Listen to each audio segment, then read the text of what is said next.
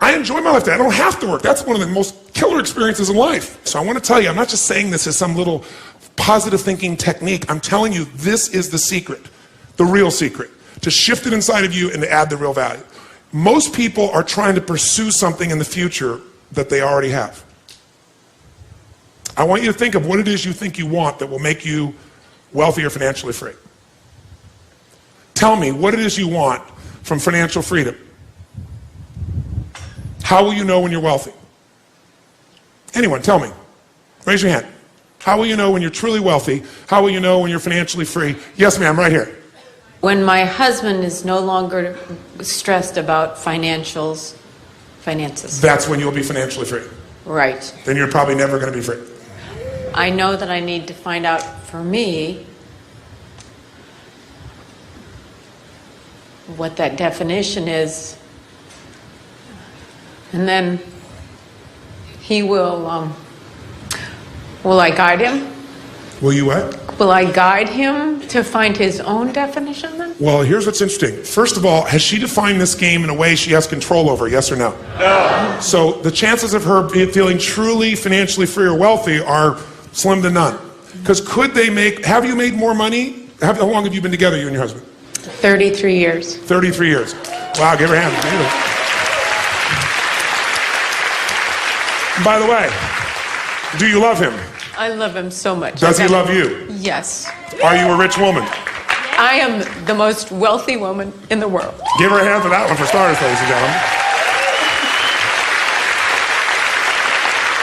Now notice, if she associates to that part of her wealth, can she get to where she feels rich, yes or no? And by the way, from that place, she could look at him in a different way and say, isn't it amazing that I have a man that cares so deeply for us that he really wants to make sure we're always doing well in this area? And all his worry is a way of trying to demonstrate that he wants to take care of me and love me and take care of our family. And how lucky am I? How incredibly rich am I to have a man that cares that much? Would that be a different meaning, yes or no? Would it feel different? But if her view is that he has to give up his worry, she can't control him, number one. Number two, he may think that worry is the way to demonstrate love to himself and other people. And you can get financially free by defining the game in a winnable way. A certain amount of money that we meet, and that covers what we're going to call financial security, which might be your housing, your cars, your food, and basic entertainment. How many would feel rich if you didn't have to work, if your investments alone, the income from your investments, the income, covered those four items: your housing for the rest of your life, your food, right, your travel, and some entertainment? How many think that would feel pretty good? Say aye. And by the way, that number is way smaller than what most of you think of when you think about being financially independent, which is everything covered without working. So why not get the first one down pat? And you're going to know exactly what that number is for you and what it's going to take for that number where you don't have to work to meet it. Then we can look at financial independence, where you don't have to work and everything is covered. Then we go to financial freedom. You don't have to work and everything you can think of is covered. Anything you ever want to do for yourself or others, those you want to give. That's a different level, isn't it? And most people think of financial freedom, they come up with this gigantic number that if you even figured out everything you want, it's nowhere near as big as you think. And because it's so big, you never even start the journey. And you don't think it's going to happen. So you talk about it, you hope you'll get some big hit sometime with your business or something, but you never get going. How many follow this? Say aye. So the first thing you got to do is shift from your wealth being to how he thinks and feels. And if you can do that, that might give him the space to be able to see you're happy. Does that make sense? Yes, give her a big hand. Thank you very much. Somebody else. How do you know? How do you know when you're wealthy, when you're financially free? Somebody else. How about this lady right here in the blonde hair? Yes, ma'am. Give her a hand.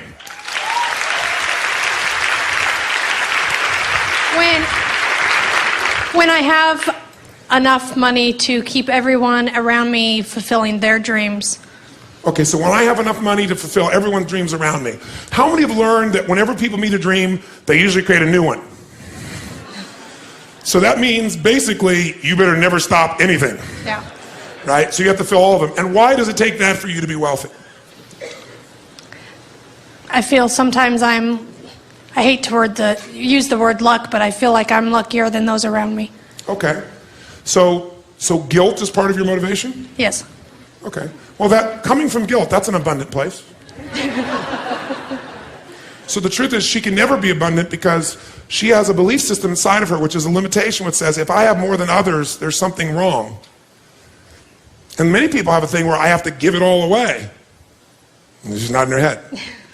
And that puts me in more stress, then I gotta figure out how to do it again. But the most powerful way we impact other people is we impact them by our example. So don't get me wrong, I mean, I think most of you know, I help feed millions of people each year. I do projects in Jerusalem, I do projects all over the world. I love what I get to do with my life. Big into contribution, gigantic. Not just with my words, with my time, not just my money, my time and energy. But I also have learned the balance I didn't know before, because I used to think I earned love by giving everything. Yes. And if I have to give you something for you to love me, then we just made a trade. That's not love. That's horse trading. Or there are more direct terms for what that could be called. What do you call a person that only loves you if you give them something, like money?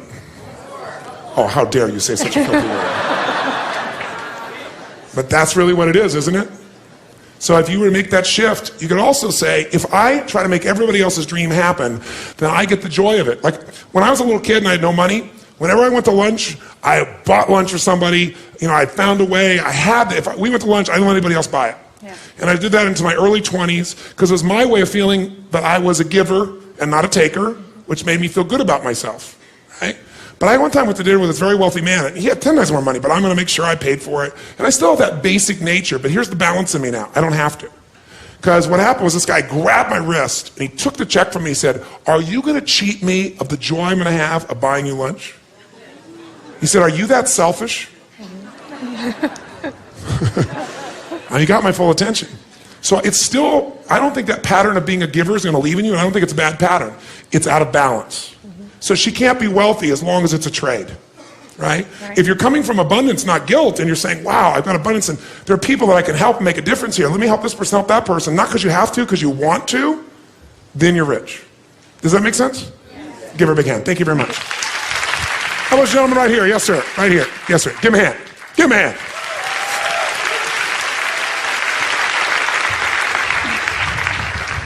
Wealth, for me, financial freedom would be when I have reached a point where I would be somebody that I would look up to in this area, the financial area. Okay. A role model. Okay. So I got a question for you. Are you right now a role model for somebody else?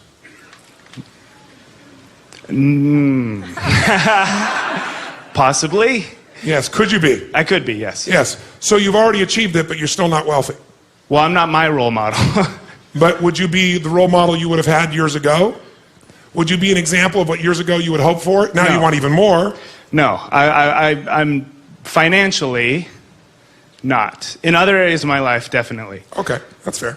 So what he's saying is my definition is it has to be something that somebody looks up to. In other words, I need to be significant is the need he wants in financial terms in other people's eyes. And if you are significant in other people's eyes, what will that do for you? Well, it was in my eyes, somebody that I would look, somebody that, But when an get, example. But when you get there, you won't look to yourself anymore. When you get there, you'll just be at a different level, and then you'll be trying to figure some other level of what you need to get to so you would respect yourself. That's a good point.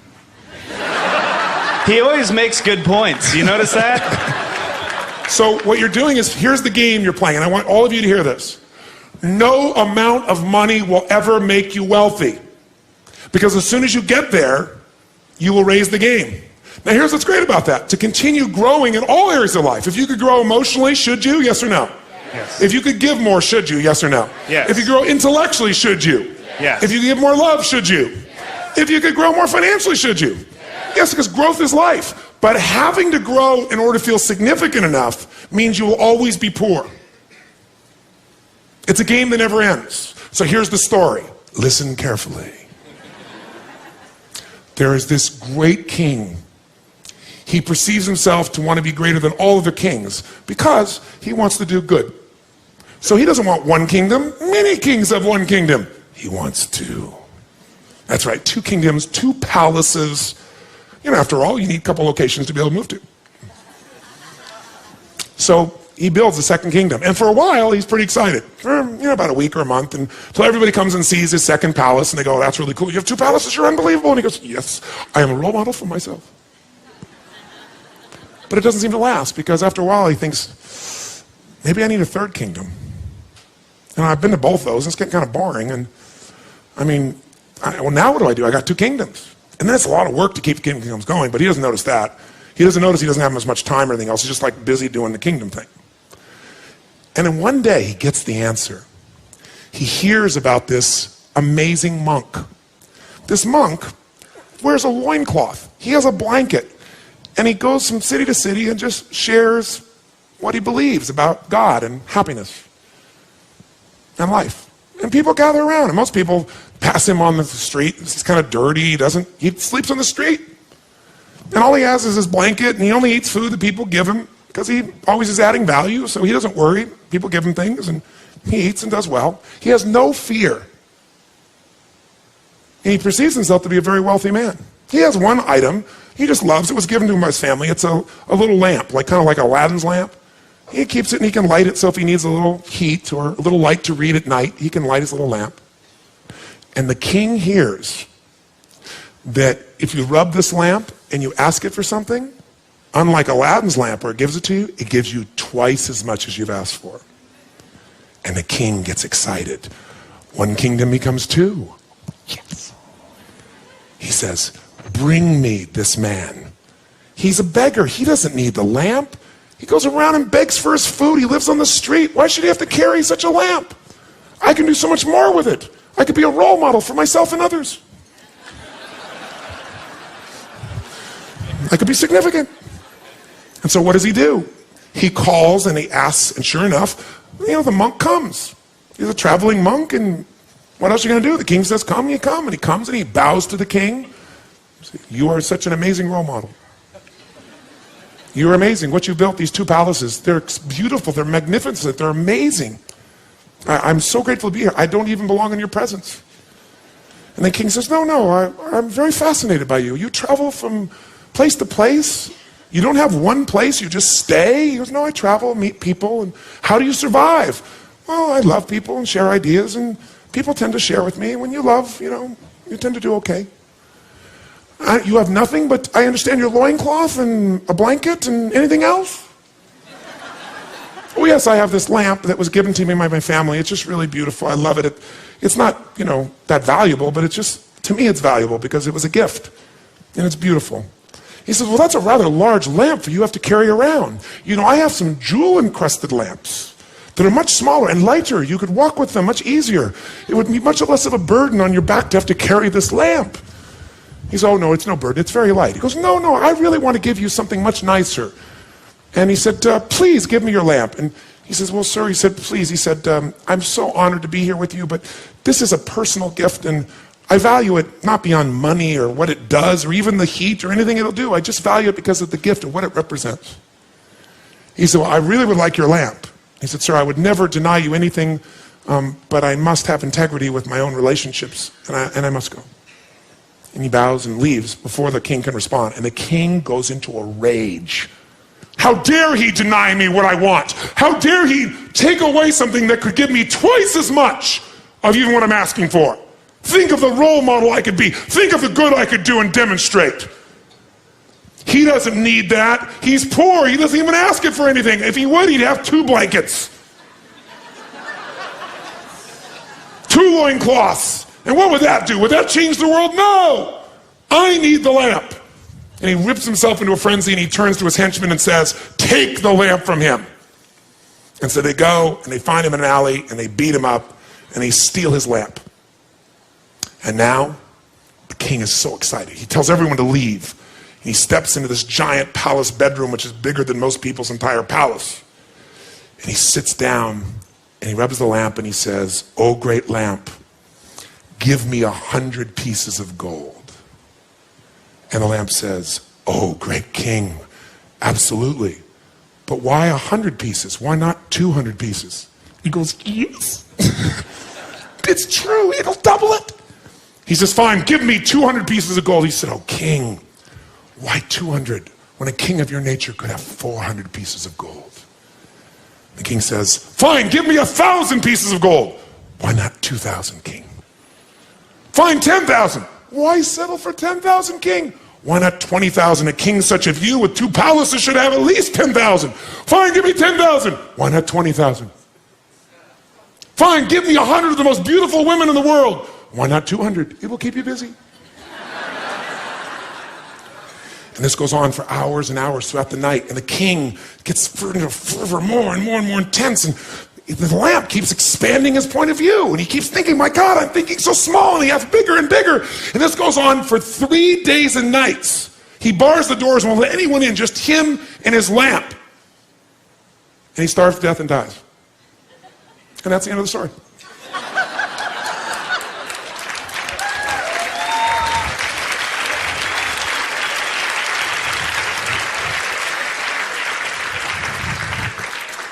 I guess, hello? I guess really what it amounts to is being able to contribute and help and influence Yes. in a positive way in somebody's life. What I want to take you away is waiting to become wealthy. Because are there people right now in this world, if I took you to Africa, if I took you to plenty of parts of this country, on the streets of many of these cities, if I took you down the street here to San Francisco in the Tenderloin District, or is there someone there that right now you could mentor and could change their life financially as well as emotionally, psychologically, and physically with what you already know beyond anything they could imagine? Yes or no? Yes. Then don't wait to be wealthy. Start rich and then get financially free as well. Give him a hand. Thank you. By the way, is this making sense to you? Do you see why I'm so intense about this? Because I don't want you to go through and get more money and have plenty of money and still not be happy, still not be fulfilled. Until you define the game in winnable ways, you never win. And you chase it, and you die chasing it.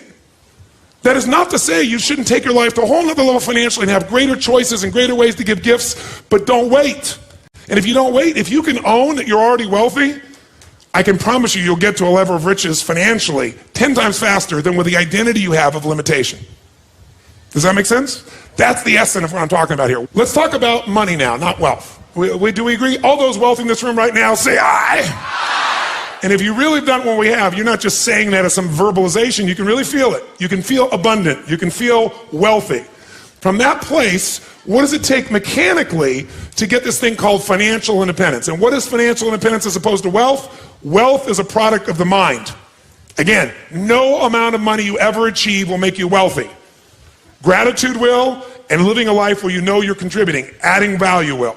That's what's going to make you feel wealthy. Where you're a giver, not a taker. That doesn't mean you can't receive, but someone who's always looking at what am I getting out of every single thing they do is always poor, because they live in scarcity. But if you want to be financially independent, that's different. Financial independent means you never have to work again in order to live your life. That when you do work, you're doing it because you really want to, not because you have to. And how many are committed to not only being wealthy, but also financially independent? Say, aye.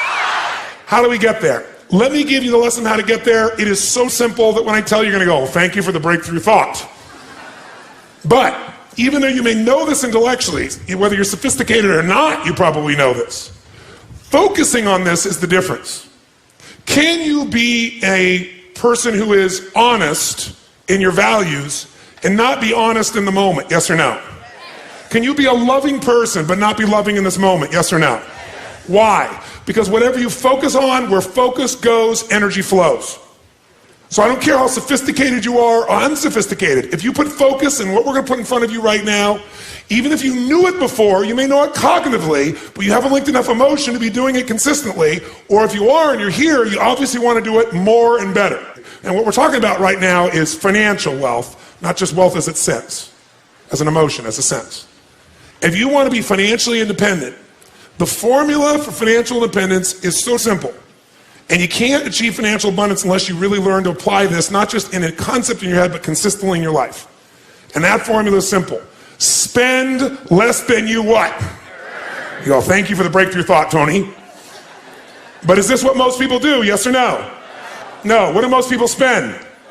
More than they earn. There's no way around this. No matter how much money you have, if you spend more than you earn, you got a challenge. So there's no way to be financially free, financially independent without spending less than you earn. And what do you got to do with what you don't spend? You got to invest the difference. Because what I want to show you right now is how do you build what everybody should own. Every one of you should leave here with your own personal money machine. You want to create a money machine. A machine that while you're sleeping is making you money.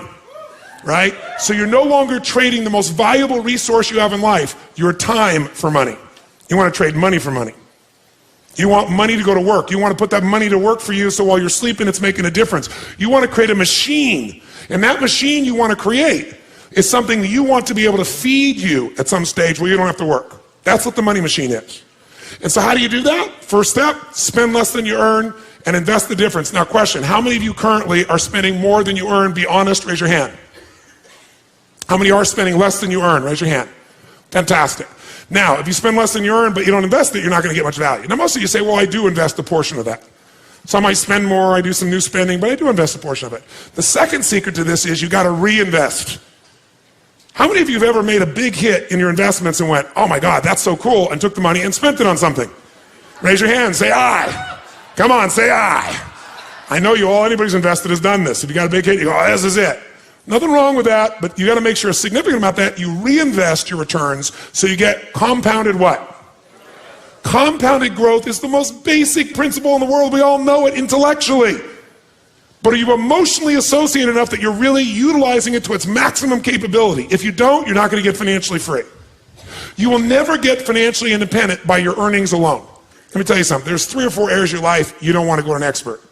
You don't want an expert to make the decision. An expert can coach you. But you better make the decision. One is how you raise your kids. I mean, if you're going to screw up, you should be the screw up, not somebody else in this area. Because at least if you screw up, you know you gave your all. And if you screw up, you'll learn from your screw up and you can still make a difference. But letting someone else tell you how to raise your children is insane, to think that they know more than you do with your own child, with the soul that you brought into this world. They can coach you, you can learn from them, but you got to make those decisions. What's another area like that? Your physical health. If you don't learn this area because you think it's too complex, I'm going to give this decision to somebody else, that somebody else may be totally sincere and sincerely wrong. I'm not lecturing you what to do. I'm just saying whatever you're going to do, inform yourself and make the decision. Because someone else making that decision, the consequences are too great for your children, for your health. And I'll tell you another area really important, your psychology. Having someone else give you a label, tell you what to do. Same thing with, you're going to end up with some challenge in your body, same thing. And the last area, the area I'm talking about here is money. Because what most people do is they go, I don't have time for this, I don't understand this, I need to go to an expert. Because I'm not here to sell you some financial investment or plan. Because if I did that, I'd have a self-interest in the process. That's not going to serve you. And that doesn't mean someone can't sell you something. It just means I'm coming here to advise you on how to make better decisions, not tell you should do this individual thing. Because what individually you need to do changes. And by the way, even if you have the best intent, can you be wrong, yes or no? So I'm not here as a registered investment advisor. I'm not here to sell you a stock or a bond. I'm here to teach you a way of evaluating so you can make better choices more of the time. Because when you get to the financial area, when you meet somebody, what's the old phrase? When a person with experience and knowledge meets a person with money, what happens? The person with the money ends up with experience, and the person with experience ends up with the money. And even if the intent is purely positive, if this person screws up, no one is going to care about as much as your financial world as you. No one. No matter how much they care, no matter how much they're committed, because it's your life. And if they make a mistake and they're sincere, they get the learning, which will make them better in the future. But if you make the mistake and you have this concern, you can have the learning. And there's valuable in that. Every one of you in this room is going to lose money. Every one of you. There's no way. The person I work with, one of the top financial traders in the history of the world, top 10 in the history of the world, is not even right half the time. How could you make billions of dollars if you're not even right half the time? Not even 51% of the time. I'm going to show you in a few moments. It's known as asset allocation. It's the way you invest. It's what you do. That's what's going to shift this. So first step, spend less than you earn, invest the difference. Second step, reinvest it so you get compounded growth until you reach the home run, your money machine, until you reach a critical mass of capital, of investment capital. When you get to that critical mass, and what determines the critical mass is how much you need for the lifestyle that you want. Once you get to that critical mass, what it provides for you is what you're investing for. Who knows No matter what investment you're doing, what are you really investing for? Whether you're investing in cars, stocks, bonds, real estate, financial instruments, what are you investing for? You're not investing for returns. That illusion will keep you from getting to the end game. If you're wealthy, here's what makes you wealthy. Income, not assets. Assets you can buy, and assets change in value all the time. You need income. Some people are very wealthy on paper, but they have no liquid assets. And if something happens, they are in deep stuff. How many of you have been in this place, by the way? I'm curious.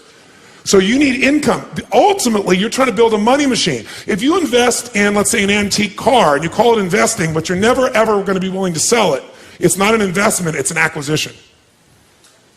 How many follow what I'm talking about here? Because what you're really doing is you're wanting this car. You're not wanting to ever make this build your critical mass so you have a money machine so you don't have to work. When you build your critical mass, when you spend less than you earn, invest the difference, and then as you get compounded growth, you reinvest for even more compounded growth, which will walk you through, you're going to eventually get an amount of money that's enough that without working, the interest on that money alone in a secure environment will give you the income so you never have to work again. Then you have a money machine. How many be up for this process? Say aye. That's different than you have X amount of assets on your net worth, which, by the way, can change how fast? How fast? If the marketplace changes what they feel about real estate, if they change what they feel about the companies you've invested in, how fast can all that change? How fast? In a heartbeat. The valuation of the dollar, or the pound, or the mark, or the euro, or anything else can change how fast? How many like the idea of building a money machine? Say aye. This is the only reason to invest. You invest for one reason, so you have an income for life without working. And to do that, you got to build a critical mass of capital, that the interest on it alone will give you that income, and you can have the life you want without working. And the only way to do that is do those first two steps. Spend less than you earn, invest it, reinvest it till you hit that critical mass. And we're going to show you ways to accelerate that, make it happen. That's the entire financial game in one paragraph or one thought. So everybody here's goal is, here's what you want to say. I am building a money machine. And its purpose is to give me income for life without working. Hallelujah. How many feel hallelujah on that one? Say aye. Now, how to do that is actually a lot simpler than you think. We make things more complex than it really is. You got to think of this as your target. Now, by the way, you know whether you're on the path of financial freedom or financial independence or not by, can you answer, are you doing the first part? Are you spending less than you earn? And are you investing it? And are you doing the second part? Are you reinvesting and getting compounded growth? And are you moving towards that critical mass that'll get you free? And do you even know what that number is? If it's a general giant number and you keep moving the number, you'll never get there. We have to define, this is what it is. So think of this as the bottom line. In order to achieve what you want, where you have a money machine, here's what you must do. You must pick out a minimum financial goal for yourself. Even to achieve your minimum financial goal, you got to pick out a specific amount of money that you're going to invest every month, every year, no matter what. A specific percentage of your income. If you don't do that, forget the rest of this course. It's a waste of your time. Because you'll go make a bunch of money, but you won't be practicing the fundamentals, and eventually you'll make a mistake and you'll lose it. How many follow what I'm talking about here? Say aye. If you're going to change things, you really need to put yourself in a position where you say, this is what I'm going to invest. This percentage of my income, where you pay the investments first before you pay all the other bills. Because if you pay the investments first and you keep doing it, it's a pure discipline. And by the way, the best way to do this that I know of is to have that money taken straight out of your account as soon as it gets there. Many of you know you can do it automatically. You can put it in a money market and then decide where to put it. But it literally leaves your account, the money is transferred. Think about this. Success in life comes from good judgment. When you make good decisions, you do well. In your relationships, in your body, with your family, and with your finances, with everything. How many agree with me on this? Say aye. So if success in life comes from good judgment and good decisions, good judgment often comes from experience. And experience often comes from bad judgment. The secret, that's why we come back to the 80% of psychology, is when you make the mistake and you go, oh my God, my numbers came down, I'm not making progress. Instead of saying I can never get there, it's redoubling your efforts. And I'll give you, very often it helps to have a role model, as this man pointed. So I was with Michael Milken shortly after he got out of prison. Now, Michael Milken was the junk bond dealer who made billions of dollars for himself and other people during the 1980s. He funded Ted Turner, gave Ted Turner a start. You know, there were all kinds of companies in the 80s that really got their start, all primarily because of this man, Michael Milken. But he also did some things that put him in jail. By the way, in jail, how wealthy do you think he felt? Not very. Now, he was able to keep a significant amount of money. He paid fines, he gave up a period of his life, and he got out of jail, and then he developed something called cancer. So what good's the money? So he spent his life starting to figure out how to change, and even though he had a lot of money, he felt like he was starting over in terms of his identity, his respect in the community, the way people look at him.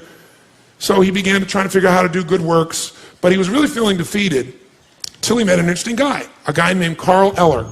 Because I asked him, at the point I was talking to Michael, later on, I had a lunch with him one time, and he actually wanted to have me put one of my companies into his group and get a piece of it. But the deal wasn't the right deal for me. And I was actually looking back on it, it's been a long time now, it was the right choice not to do it, even though he was a very bright man. But he had the experience, and I had the company and the money. And I realized that, I mean, I worked out at least that particular investment. I thought it through, and I made, fortunately, an intelligent choice. I had to move forward. But what I got out of that meeting was worth more than the investment we could have made together. What I got out of that meeting was a role model that I'd like to give you, and it still guides me. And this man, Carl Eller, was his role model. And I said, well, tell me, what's so special about Carl Eller? He said, well, let me give you his history. In 1952, Carl Eller was a man who got involved in outdoor advertising. A young man, he went to work for a company, and as he did this, he worked there for about 10 years at a particular company.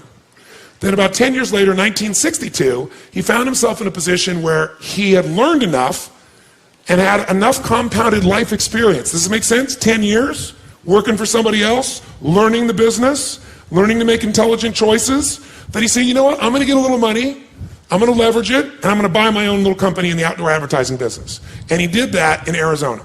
So he buys a little company, outdoor advertising, and he calls it Eller Advertising or Eller Outdoor, if I remember correctly. What happens next? Well, he takes the next 6 years of his life, roughly, and he builds that company up. And about 6 years later, he builds it up enough that now, all of a sudden, he looks at his life and says, I can merge this and get more value. I can work with someone else. I can see what those guys did at the company I worked for. They didn't just do things, they merged with other companies. So he follows the model he learned. And so sure enough, he merges with a local radio and television station there in Arizona. And the value of that company, which was called CCC, grew immensely. So sure enough, he takes another 10 years. So imagine now he's been running this company 6 years on his own. He's got 16, 17 years into this now. Do you think you can compound things over 17 years if you make intelligent choices and you're smart? Yes or no? Do you think all the decisions he made were good ones? Yes or no? Did everything he do make money? Yes or no? He failed at many things, but he had the psychology that he learned from everything. And if it didn't work, he said, that's experience, and we'll learn from it, make a better decision.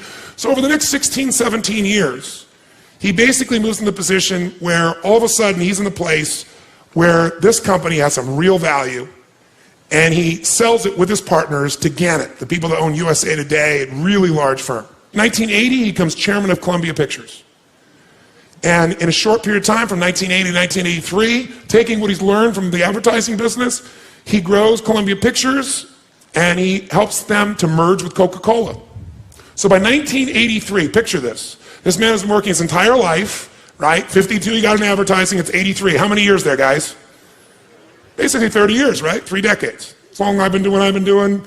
That's how long the gentleman was who accumulated for himself $70 million just by investing in other people's stuff, not even having to do it. You don't have to be a great entrepreneur to make money. You can invest in a great entrepreneur. You know, you can look over at somebody like Bill Gates and say, I'm going to own a piece of him. Let him be the creative one. I don't have to work all around the clock. Let him. So a lot of ways to get wealthy are a lot easier than just running your own business, and many of us love running our own businesses. This man was good at running his businesses. So by 1983, he's accumulated a net worth of $500 million. 30 years, $500 million. How many think that's pretty good? Say aye. And by the way, $500 million in 1983. 83 was, decades ago. What's that worth today? I don't know, but probably, certainly spending power worth more than $1 billion, that's for sure. So he's got $500 million. So what's he going to do? At this stage, he's, at that stage, I think he was 55 roughly, somewhere in that range, mid-50s. And so he says, well, I got all this money, but I don't have to what? I don't have to. And so he does them for a while, but it makes him crazy. It's like, I got to do something with my life. I have some meaning. You can only lie on so many beaches. You can only drink so many daiquiris. You know, I mean, I want to do something productive. So he comes up with this idea that he's going to take over a company called Circle K. Circle K is a company at that stage that's doing about $700 million in sales. He goes in and partners and he puts up a chunk of his money, in fact, virtually all of his money to make this deal happen. But he thinks, I'm going to turn this thing around. And guess what? He does. He turns Circle K in roughly 5 or 6 years into the second largest convenience store in the world behind 7-Eleven. Second largest in the world. It's got like 4,500 stores in the United States, about 1,500 overseas in like 100 countries. Just an amazing growth record. He takes the company from 700 million in gross sales to over 3.5 billion in gross sales in that short period of time. So now we're really looking really good, wouldn't you say? We're in the early 1990s now. Right? He's done this for 6 or 7 years. He's built this incredible piece, and in 2 years, the entire company reverses its fortunes and goes bankrupt, and he loses $500 million, everything he's accumulated in 37 years. And he's 62 years old. And he has nothing. He not only has nothing, he owes $100 million at 62. He went from up 500 million to down 100 million. How many of you ever have thought you were in bad financial trouble and it wasn't that bad? Say aye. So you thought, oh, I lost my job, or I lost my income, or my investment went terrible, or the house I bought was not worth as much, or I bought the stock and I lost it, or, you know, I went through a divorce and it was terrible and I lost that. Trust me, this makes anything anybody in this room's ever experienced look like nothing. Now, what do you do when you're 62 years old, you work for roughly almost 40 years of your life, you're up 500 million, everybody respects you, your name is well known, and now you're a total failure or you own $100 million. 99.9% of the planet would go bankrupt, obviously. But he decided there was still time. What was that? Mechanics or psychology, my friends? What did I tell you? 80% of financial freedom, financial independence, and all of wealth is 20% is. He said, I still have time. At 62, he had the guts to say, all I got to do, I got to get some money, right? I got time, I got to get into compounding again, and I got to make better choices, which at this stage will not be difficult. Well, I made some bad choices here. You know, what took me almost 40 years to develop, I lost in roughly 3 years, 2.5, 3 years. But if I can lose in 2.5, 3 years, I didn't lose the 38 years or 39 years or 37 years or 40 years of what I learned, who I am. So he didn't say, I'm starting over. That was the difference in his psychology. He said, I'm going back to what I know. And at 63, he went back to Phoenix, Arizona, and leveraged everything he could possibly get a hold of and got people to invest, and he bought a small outdoor advertising company. And started over, but he didn't call it that. He said, I'm going back to what I know, where I can make more intelligent choices. And so what happens? In less than 5 years, he builds that little company up, and he compounds it in 25 cities, and he builds himself to where, at the age of 68 years old, 4.5 years later, actually almost 69 at that stage, if I remember correctly, he now is a billionaire again. He sold his company to, what was the company's name? Clear Channel. He sold his company to Clear Channel and became a billionaire in less than 5 years. He was never a billionaire after 40 years. Now, this would be a lesson in one thing, mechanics or psychology. Which one? Psychology. But it's also a lesson in the next most important mechanic you better know. Because everybody's going to make some bad choices, and some of them could cost you seemingly everything. Or you may even make a conscious choice. You're going to change something, and you know, making a change in a relationship can cost you much more than half of what you have, depending on how your life is structured financially. But it may be worth it. How do you not be destroyed by that? You got to have psychology, but you also want to avoid it. If he was going to be here today, and you're going to ask him, besides your psychology, what was the biggest mistake you made? Your psychology made you well, but what was the biggest mistake you'd make? He would say one thing to you, and I want you to hear it now, and every one of you have heard this, but you may have heard it cognitively, you may even understand it intellectually, but you don't associate enough emotion to it because you're not maximizing it, my guess is, if you're in this room. You could do more. How many agree you could do more in just about anything that matters? Say aye. Aye. And that's called asset allocation. He said, The mistake he made was asset allocation. I'm going to show you this now. This is not sexy. This is not completely new for someone sophisticated, but you better make it new for yourself right now. When you're green, you grow. When you're ripe, you rot. You got to get green back on asset allocation. Because what happens is you get to be a sophisticated investor is you tend to look at where can I put my money where I get the largest what? Say it again, what? And that's the biggest mistake you're going to make in your life. It's counterintuitive, but asset allocation is the single most important decision you're going to make in your financial future. You screw this up, you can do everything else I said well and end up empty financially. Not unwealthy if you stay associated to your psychological strength, but you certainly are not going to be financially free. And this is the mistake he made, asset allocation. What does it mean? It means every person in this room is going to make the wrong decisions financially at times. You're going to get the best advice. You're going to study the past. The history shows that the market is going like this, or the real estate market is going like this, or gold is going like this, or something is going like this. It keeps growing and growing, and you feel like you're missing out if you don't get in. How many felt that recently in some financial valuation of something? Say aye. And so sure enough, you get this piece in you and the fear starts to happen. You don't want to miss out. And everybody's telling you it's the right thing. And it looks like the right thing. And everything should be the right thing. And your timing is wrong. Can you do the right thing at the wrong time? Yes or no? Let me tell you another secret to life. If you do the right thing at the wrong time, you get pain. If you plant in the winter, I don't care how hard you work. I don't care if you work day and night and you work to the bone and you plant your seeds in the middle of the winter. What's going to happen when fall comes? Are you going to be rewarded? Yes or no? No. So if you don't understand that the seasons are changing, you're in trouble. But even if you do everything right, you can think it's springtime, can't you? And be wrong. So how do we protect ourselves? The answer is asset allocation. This is the secret you must give yourself. And all of you, I can promise you, in 2 days will forget what I'm saying right now. Because in 2 days, many of you will be making momentum investments, and there'll be somebody in this room who made $3,000 in the last 4 hours because they're going to make a trade, and someone else will make $100, someone else will make $500, but someone else is going to lose $1,000 or $500. And what most people are going to focus on is the person that made $3,000 and go, I'm going to put all my money in this momentum investment where I could make this 10% return today, 20% today. Who knows what I'm talking about here? Say aye. And every part of you goes, that's how I get my money machine. I want to get compounded interest. I want to get the best return I possibly can. And so you put all your money in there, and the worst thing that can happen to you is like when you go to Vegas. What's the worst thing that can happen when you go to Vegas? You win. It's the worst thing that can pop. How many know what I'm talking about here? Say aye.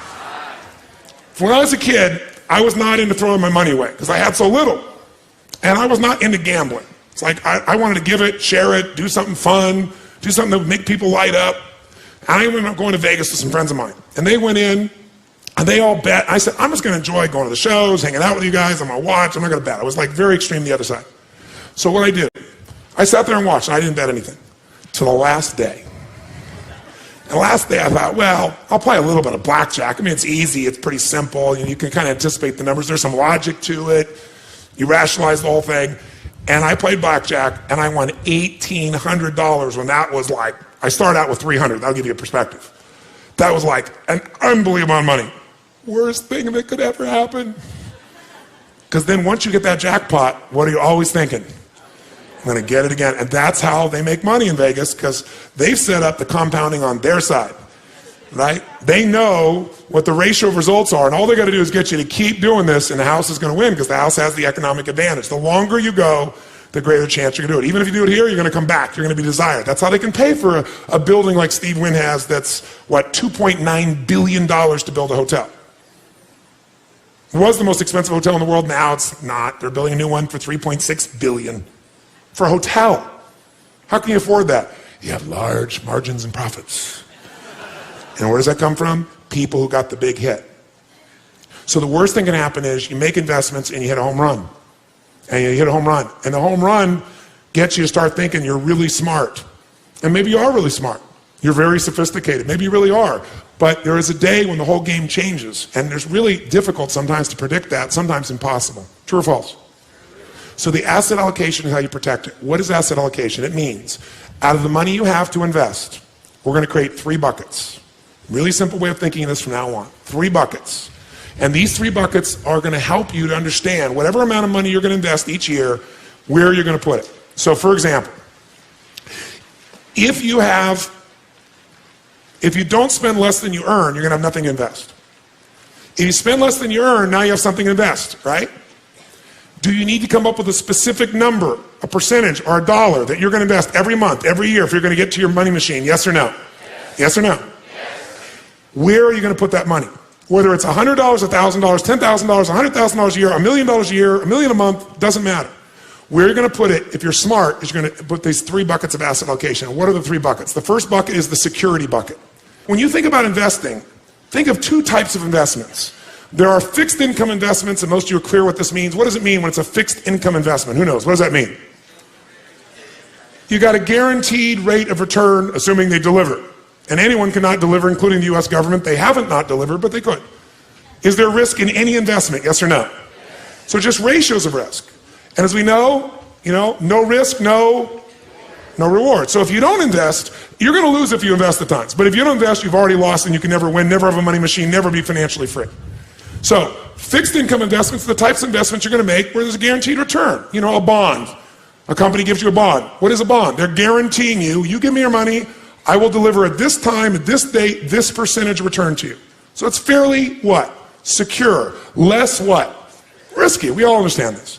The second type of investment that you can make, and it helps you understand what you're going to do, is something that's going to be growth driven. And growth investments are investments where you probably have a much greater potential for growth, which means you get a greater return if you're successful.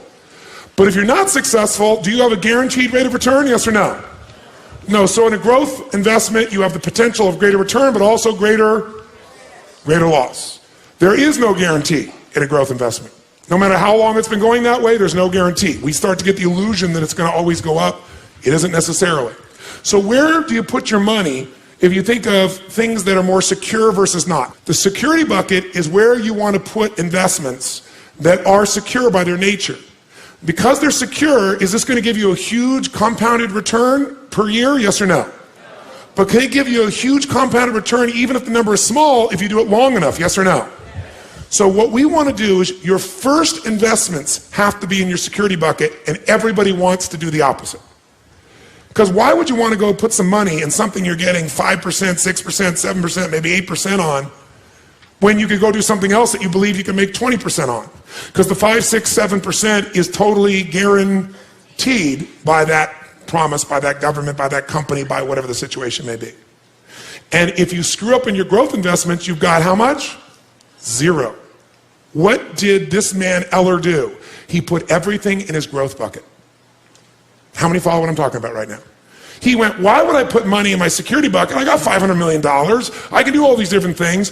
If I put all of it here, I can leverage up and make, his goal was to make $1 billion, right? Instead of losing $500 million and being $100 million in debt, he ended up losing $600 million total. But he thought, if I put it in there, I don't need to put things in my security bucket. Now you might say, well, it all worked out well for him. How many Ellers are there in the world? Most people, when they face financial, what looks like ruin, they say it's over.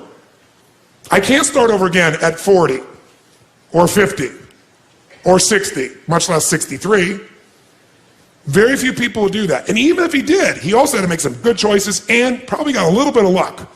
And you get really lucky when you work for 50 years, your guts out, right? And you won't give up, and you'll persist, and you have this incredible psychology, and you figure out how to add value. But most people wouldn't recover from that. If there's anything he'd do, he'd have been worth billions of dollars and wouldn't have had all that stress if all he'd done is put a percentage in a security bucket. The question then becomes, what percentage you put in your security bucket, what goes in there? Well, here's some things that go in there. If you don't have at least 2 to 6 months worth of cash that covers your overhead, you're in deep trouble. And today, it's amazing. People with enormous incomes spend most of it. They don't have 6 months worth of cash on the side. And if something happened where they lost their job, or something happened where the economy got hit, or a terrorist attack occurred, and everything got locked up, they'd be in deep doo-doo. How many know what I'm talking about here? Say aye. The first step to getting financially secure, not financially independent, is to make sure you got enough cash that if something happens, you can go for 6 months. You got the freedom. Now, who here already has this set aside for your life? Raise your hand. Fantastic. Give these people a hand, by the way. Big hand for that. Oh, come on, give them a big hand. You're like, yeah, easy for you, you brat. This has got to be a basic financial goal. Now, nobody wants to do that because it's not sexy. And you're saying, I could be using that money for compounded growth, Tony. Yes, and you could not be compounding, you could lose, and then you're starting with nothing. How many follow me on this? Say aye. How much of that should go in there? 2 to 6 months, a year? Depends on your psychology. But whatever's going to make you feel secure, it's individual for every person. I'm not going to tell you should put 6 months in. Maybe 2 months is fine for you. Maybe for some of you, you want a year in there. Right? It's different for everybody. This is where you got to start to know the truth of who you are, not what you project. And some people are more certainty driven, more security driven than other people. Some people need to have a little more security drive right now in order to keep their life balanced. What else might you put in there? Types of investments. An IRA goes in here, right? Pretty secure. Insurance. The insurance is protecting you. That's part of security. What else could go in there? Your home. Don't think of your home as an investment. Because for most of you, you're eventually not going to sell that home and eat it. You're not going to sell your home and get income off it. Now, some of you may be. You may at a stage of life where you're accumulating the same homes, and eventually you're going to sell and buy a smaller home and take that critical mass that came from selling the big home, and it's going to take care of you for life. If you're doing that, great. But the place to think about your home in terms of leverage, put it in your security bucket. How many agree with me on this, by the way? Say aye. Because, by the way, if you don't have a home, you're going to be really stressed out. Right? So I got to think of my growth outside my home, really. Think of your compound interest outside your home. Your home may be a bonus for you. And fixed income investments all fit in this category. Now, what's the second bucket? Second bucket is growth. 2 ways you're going to learn about growth. The buy and hold strategy, which is the strategy of an owner. And by the way, that buying and holding, that is less risky to some extent than momentum because of the timing. But it can be just as risky. What is momentum trading? That's when you're no longer an owner, you're a trader. A financial trader, everybody's a financial trader. Most of you trading time for your money. Here you're trading money for money. Here what you're looking at is you're seeing movement in prices that may or may not have anything to do with value. Can a price change just based on perception of a company, yes or no? Can perception change the price or the value of real estate, yes or no? A little or completely? But very often, there's a fluctuation that can come from an event, from a perception, and what a momentum player is doing is they're playing for the short term usually. They're in and out when that fluctuation happens. They're betting on the up or the down. Because as momentum players, I want you to understand something. Everything we're going to teach you will work in a bull market or a bear market. It would be irresponsible to teach you a set of principles that are based on a market only being bull, because right now in the country you live in, it's a bull market in real estate or stocks or gold or silver or whatever it is. That's irresponsible. You want to be able to make money no matter what happens in the market. How many excited about this, by the way? Say aye. But even if you get brilliant, even if you do it, can your timing be wrong? Yes or no? Yes. Can you be totally smart and make the wrong decision? Yes or no? So what is going to protect you so you milk your money machine no matter what, and when it's time and you don't want to work, you're going to get there? What bucket's going to protect you? It grows slowly and it grows like the grass. So how much should we put in our security? And by the way, you say, well, what's the third bucket, Tony? Well, there's the security bucket where we put our money first. Second bucket, growth bucket, we put our money second, and we put a percentage in there all the time. Third bucket is the dream bucket. The dream bucket is you want to travel around the world. The dream bucket is you, depending upon the size of how you think or what you're doing or your economics, you want to own a condominium in Aspen. And if Aspen seems insane at $2,000 a square foot, then you might say, I want one in Mammoth, or I want one in Chile, I want someplace else. Many times you get the same thing or better quality just by changing location because of perception. And it isn't any better or worse.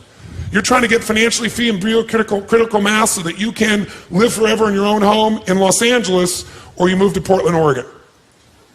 Portland, Oregon's greener, richer, probably not going to be the first place bombed in a terrorist attack. Right? Could you have as good or greater quality of life for a third or fourth the price? Yes or no?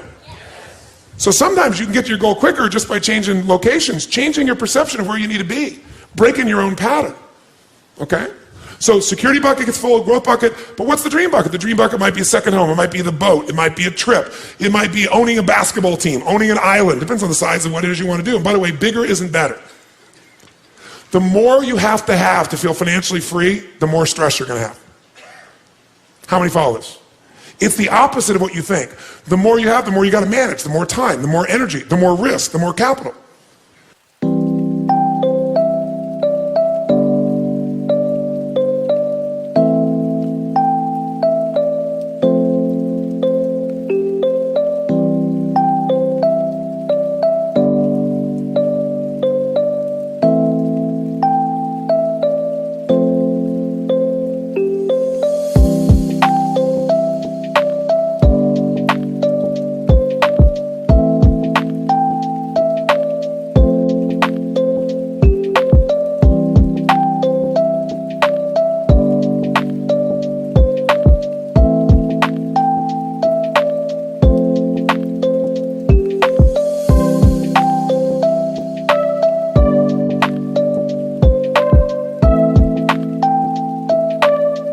mean you shouldn't do it. Some of you are very, very driven to create and risk. That's a personality type. We know that it's crazy. I happen to be one of those types to some extent. But even a crazy person's got to make sure their security's there, or their craziness at one point will bite them. How many follow? If you can get financially free for less, do it. Be wealthy now and get financially free quicker. And then lock in, you won. And then keep that stuff in your security bucket. And if you want to play a bigger game now, you've already won, and everything you're playing now, that's where the house is money. You can go for something bigger, and if it doesn't work out, you're still handled. Your security, what you're here for, is totally free. How many follow what I'm talking about here? Say aye. Now, how do we decide to fill these up? Well, your stage of life plays a role. So in your security area, if you're really getting started here and you don't have the security there, if you're really conservative, you probably need to put 40% of your investment capital there. 40%, so you're totally protected. If you're more aggressive, maybe 30%. By the way, which one of these three buckets do most people try to fill first? 1, 2, or 3? Three. And how do they do it? Borrow money. And what they buy usually isn't a real asset. It breaks down in value. The car, the secondary home in an environment that the market changed, whatever it is. They don't usually make money on it long term. They usually lose money. And then they have no financial freedom. So they got to go work. I'm wealthy, I'm happy, I have love, I have all these things. Nothing wrong with that, but why not have both? What do you think the second one is to be filled for most people? What's the second one? Quick. Growth. They go for growth because why? I want a bigger what? Return. But a bigger return potential brings with it greater what? Risk. You absolutely want to fill your growth bucket, just make your security bucket the first one because it's the one you want to fill least and it's the one that'll protect you. You want to learn from Carl. You don't want to wake up and say, I'm starting over. You don't want to have to use that psychology. Great if you could, but use that along the way when you make mistakes, not when you lose everything. That's what Carl will tell you. If Carl was here to support you right now, he would say to you, listen to this man. Listen to him. I know it's boring sounding right now. I know it's not exciting, but this is your life. Spend less than you earn. Invest the difference. Reinvest for compounded interest, but do it in these three buckets and do it in the first two first. Here's how I do it. Pick your percentage. Don't vary when you get a better opportunity. So if you're going to invest $1,000 a month, $10,000 a year, what are you going to do with it? You're going to say 4 of that's going to my security bucket, 6 of that's going to my growth. And after the next few days, you're going to decide how much of that's buy and hold, how much of that is momentum, where you're going to put that. Is it going to be in real estate buy and hold? Is that going to be in companies? You're going to break it up. But you keep the percentage because otherwise someone will offer you a deal. And when that deal comes up, when you see the opportunity, what are you going to say? I need to get more, so I'm going to take from my security bucket and do it, and that's when you get bit. I know I sound like I'm lecturing to you. I'll tell you why.